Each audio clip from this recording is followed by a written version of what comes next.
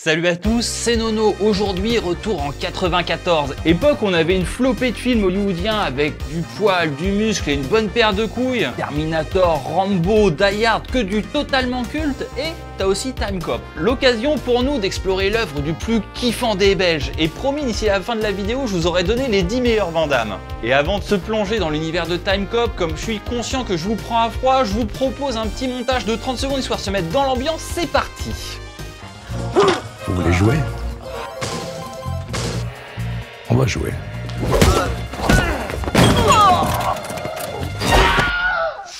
Ouh. Y a pas moyen de faire en sorte que cette séquence soit un peu plus cool et un peu moins douloureuse? En musique.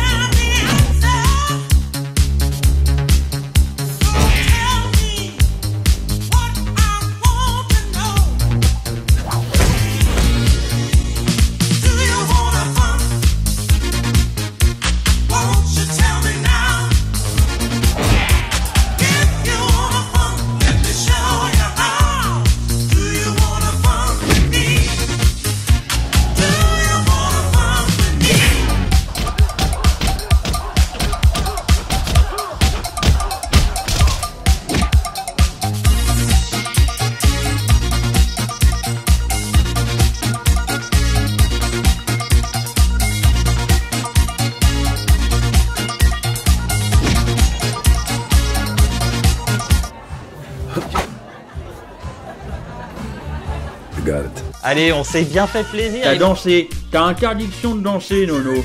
Non.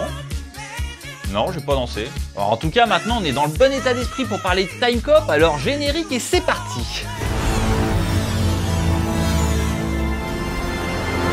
Allez, sans plus attendre, on va se lancer sur Time Cop, un film de Peter Yams, Le mec derrière Capricorn One et Outland, ce qui pour le coup va éveiller direct ma curiosité de fan de SF. Et en plus c'est aussi la deuxième production de Sam Raimi avec JCVD au casting. Pour ceux qui connaissent pas le nom, c'est le producteur des Evil Dead et des Spider-Man avec Tobey Maguire. Bon, après dans les années 90 il était plutôt sur du Hercule et sur du Xena la guerrière, donc je sais pas si c'est un gage de qualité absolue. Je vais faire comme si je n'avais rien entendu. Pour se recentrer sur le film du jour, la licence est née dans les pages des comics Dark Horse, et même si c'est pas du DC ou du Marvel, on parle des comics qui ont vu naître Sin City, Hellboy, qui ont adapté des licences comme Star Wars, Robocop, Buffy contre les vampires, et ce sont eux qui ont marié Alien et Predator pour le meilleur comme pour le pire, comme on a pu le voir dans notre critique du film. Dark Horse qui se lançait en 94 au cinéma avec Time Cop et Le Masque de Jim Carrey, deux essais qui ont carrément fait mouche. Pour la jeunesse du projet Time Cop, c'est 24 pages sorties en 92 qui posent les bases de l'histoire et des technologies utilisées, suivies du film, également publié en comics 2 ans plus tard. Alors attention, on est ici en présence d'un film de SF qui se prend au sérieux, et pas uniquement basé sur le penchant de JC à défoncer tout ce qui bouge. Parce que si on a connu Van Damme dans des films de castagne clairement influencés par le cinéma hongkongais, type Bloodsport et Kickboxer que je vous recommande 1000 fois, par la suite il va enchaîner avec de l'action science-fiction, méga en vogue à l'époque sans qu'on sache vraiment pourquoi. Reste cool, sac à merde. Voilà un film qui avait les épaules pour être le succès US de JCVD. Et pourtant, même si c'est un succès au box-office, je le trouve foireux par bien des aspects. Ah, tu peux pas t'empêcher d'être méchant, hein. Tu vas casser JCVD pendant toute la vidéo, c'est ça? Ah, aucune chance mon oeil parce que j'adore JCVD. Je trouve qu'il est bon dans tous ses films en fait. C'est juste que parfois il se retrouve dans des films qui sont à chier. Alors je vous propose qu'on fouille ensemble la couche de ce beau bébé, histoire de comprendre pourquoi c'est bof, mais aussi et surtout pourquoi c'est culte. Et on retrouve donc notre star de l'acting interprétant Max Walker, qui est un flic du temps pour ceux qui galèrent grave avec la langue de Jay-Z. Il œuvre depuis le futur dans un commissariat du temps pour contrôler que l'histoire, reste l'histoire. Hein. On a donc droit à une jolie base, les collègues, le commandant, l'homme le plus intelligent de la base. Je suis le commandant, je commande. Oh non, faites que ça soit pas à chier. Ah, attends, au moins que j'attaque le scénar, tu vas pas être déçu. Donc, les États-Unis découvrent le voyage dans le temps, et Et comme pour les Américains, il n'y a rien de plus important que l'amour, l'amitié et la paix, ils vont direct créer une police pour empêcher d'autres voyageurs temporels de modifier le passé afin d'éviter toute conséquence négative sur l'économie des États-Unis.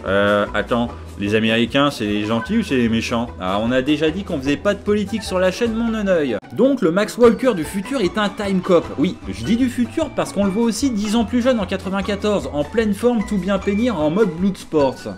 Ça, c'est un mec. Mais pas de chance, sa femme se fait assassiner, notre Maxoud 2004 vivant pour le coup dans le souvenir de sa bien-aimée. Vous allez me dire, plutôt cool comme scénar, t'as du drame, il y a 2 Van Damme, il y a du combat, il y a de l'humour, je me demande bien où ça va merder. Vous me faites confiance? Bah, je sais pas, je suis pas sûr. Parce que j'ai regardé Cyborg la semaine dernière et j'ai pas vraiment kiffé. Mais bon, ok, creusons le scénar. Donc Van Damme, c'est le gentil, et en face, un politique qui veut utiliser le voyage dans le temps pour parier en bourse en 1929 pour financer sa campagne présidentielle dans le futur. Bah c'est pas un peu à chier ça? Ouais, c'est pas ouf comme ennemi, mais heureusement, JC est là, et il va direct dans le passé en bobsleigh intertemporel. Attends, pourquoi il arrive à 4 pattes? Dans le comics, c'est écrit que le bobsleigh est là pour les protéger parce qu'ils peuvent se rematérialiser n'importe où. Ouais, non, c'est ce que j'appelle un bon choix scénaristique. Et il va donc se retrouver face au méchant qui se sent obligé d'en faire des caisses pour montrer que c'est un méchant homme politique vraiment méchant. Bon, après, ça marche mieux avec De Niro malgré tout le respect que j'ai pour Ron Silver. Ne m'interromps pas quand je me parle à moi-même. Enfin bon, sans trop vous spoiler, tout ça va finir par une magnifique happy end, que tu savais déjà que ça allait finir comme ça dès le début. Mais si je suis honnête, le petit twist de fin pour transformer tous les drames du film en un lointain passé est quand même appréciable. Bon, même si le méchant est bidon, il fout tellement le bordel dans la réalité de base du film qu'on se demande comment JC va pouvoir rétablir tout ça, tout en restant très loin d'un risque de claquage cérébral, je vous rassure. Donc Time Cop, c'est cool ou pas? Bah, faut bien avouer qu'il y a des trucs qui sont plutôt réussis. T'as un futur qui paraît pas trop foireux, t'as tout ce qui a attrait au héros et à sa femme, et puis t'as le méchant qui est quand même visionnaire sur le profil idéal pour un bon président des States. Il faut un homme très riche à la Maison Blanche, si riche qu'il n'aura écouté personne. J'ai pas dit que c'était très original, mais c'est pas si con. Bon, par contre, t'as les caisses du futur qui ont un design dégueulasse. Je suis sûr que même en France, on a déjà fait mieux que ça niveau bagnole. Ouais, bon, ok, j'ai rien dit. Donc Time Cop, c'est cool ou pas? Je sais pas, parce que franchement, moi, il y a un truc qui me rend ouf à chaque fois que je le vois. Tu sens que les scénaristes ont tellement galéré avec l'aspect voyage dans le temps qu'ils finissent par attaquer la suspension de ta crédulité. Processus naturel qui fait qu'on accepte une histoire ou un univers qui nous est dépeint du moment que les règles qui les régissent soient cohérentes. Même pas forcément crédibles ou logiques, juste cohérentes. Mais ici, le film va passer son temps à se niquer lui-même. Ouais, qu'est-ce que tu dis? Non, là, ça va pas, quoi. On est sur YouTube, là, mon pote. Hein. Ah, je suis désolé, mais il n'y a pas d'autre expression applicable.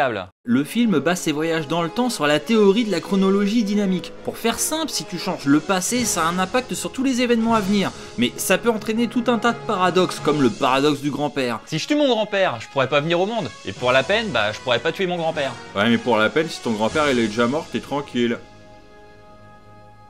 En tout cas, ce genre de paradoxe, le film les kiffe et va même t'en balancer à la gueule. Alors le coup qui traverse l'espace-temps, c'est joli, mais je me dis aussi que le jeune méchant va forcément voir son avenir transformé d'avoir vu son double plus mature, ce qui devrait perpétuellement changer la destinée de son double plus âgé, qui en dehors de cette cicatrice, semble nullement impacté par la rencontre avec son lui plus jeune. Non mais tu te prends la tête pour rien, c'est juste un film, tu sais quoi. Ouais, je suis d'accord, avec 2 bières ça passe. Mais c'est pas fini, parce que le film en plus décide d'intégrer certaines subtilités. Histoire de conserver des règles bien comprises par le grand public dans Terminator, on ne peut pas aller dans le futur parce qu'il ne s'est pas encore produit. Logique, juste ça rend impossible le voyage de retour des flics du temps. Alors forcément, que fait JC à la fin de sa première mission?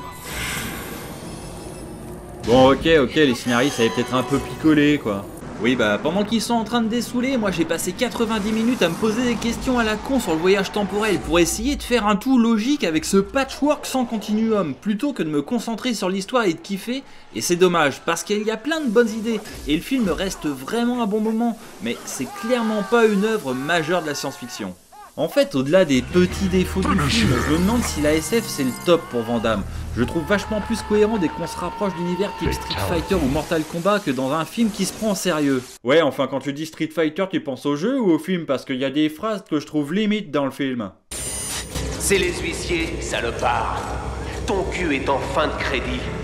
Et je viens le prendre. T'inquiète, je parle du jeu, même si je peux pas m'empêcher d'en mater le film de temps en temps pour des raisons qui m'échappent. Le truc, c'est que pour faire un bon JCVD, il faut un réal qui ait compris les ingrédients indispensables pour que le plus balèze des Belges soit mis en valeur. Un peu d'humour, un JCVD qui se prend pas au sérieux et qui prend du plaisir à nous en donner. Et puis une certaine fixette sur les couilles. Et ça, c'est normal que ce soit là?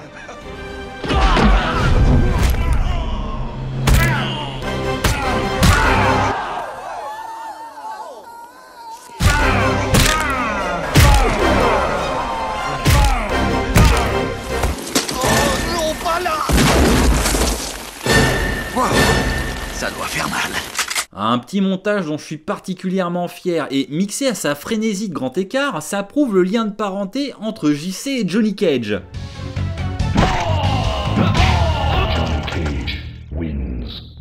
Je me permettrai pas de réduire Van Damme à ça, mais il faut bien reconnaître qu'il en a fait sa touch. J'ai mal rien qu'à te regarder.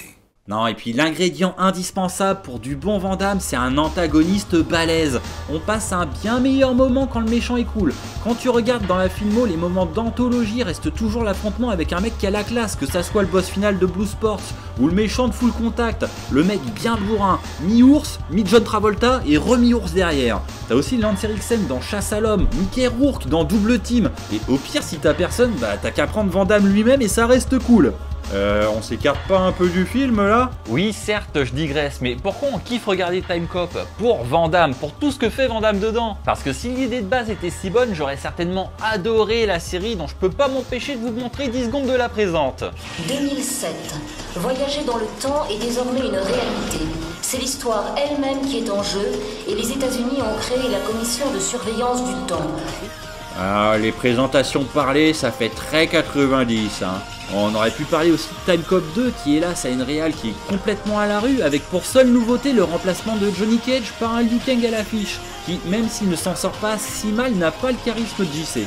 Alors, Time Cop n'est peut-être pas le meilleur des Van Damme, mais n'empêche, ça a été un des meilleurs écrins qui lui a été donné dans les années 90 pour faire un gros succès aux États-Unis. Décennie qui se terminera sur une énorme perte de vitesse pour JC. Mais le mec est persévérant et sa capacité à renaître fait de sa filmo quelque chose qu'on peut pas ignorer. Ouais, et je trouve même que son jeu d'acteur s'affine avec le temps.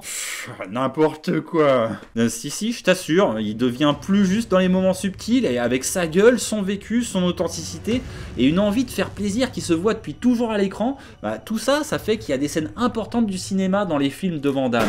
Et ça valait bien le coup qu'on en parle un peu. En plus, t'as réussi à faire une vidéo sans parler de ses interviews cultes, je sais même pas comment t'as fait, quoi. Bah, c'est juste que c'est pas ce qui m'intéresse chez lui. Je trouve qu'il y a bien plus intéressant qu'à se remater un montage de 30 secondes qui a pour seul but de le faire passer pour un débile. Bon, je peux pas vous parler de tous les films de Jean-Claude aujourd'hui, mais je peux au moins vous donner la liste de ces indispensables que sont Bloodsport, Kickboxer, Chasse à l'homme, Mort subite, Répliquant, JCVD, Lucas ou encore Le Dernier Mercenaire. Un bon plaisir coupable avec Patrick Timsit et Alban Ivanov qui mérite que vous preniez le temps de le déguster. Au fait, t'avais pas parlé de 10 films au début? Bah écoute, là déjà ça fait 8, avec Time Cop ça fait 9. Et avant de vous donner le 10e, je tenais à vous remercier d'avoir regardé cette vidéo. Si elle vous a plu, n'hésitez pas à la partager, elle plaira aussi certainement à vos potes. Ah non, j'ai compris, tu kiffes Street Fighter. Ah, le bolos quoi. Ouais, bah c'est mon top 10 et j'assume, mais n'hésitez pas à compléter ma sélection, mais surtout, matez-vous un Van Damme. Et nous, il nous reste plus qu'à vous dire à très bientôt pour un autre film ou un jeu vidéo. D'ici là, prenez soin de vous, portez-vous bien, salut! Salut!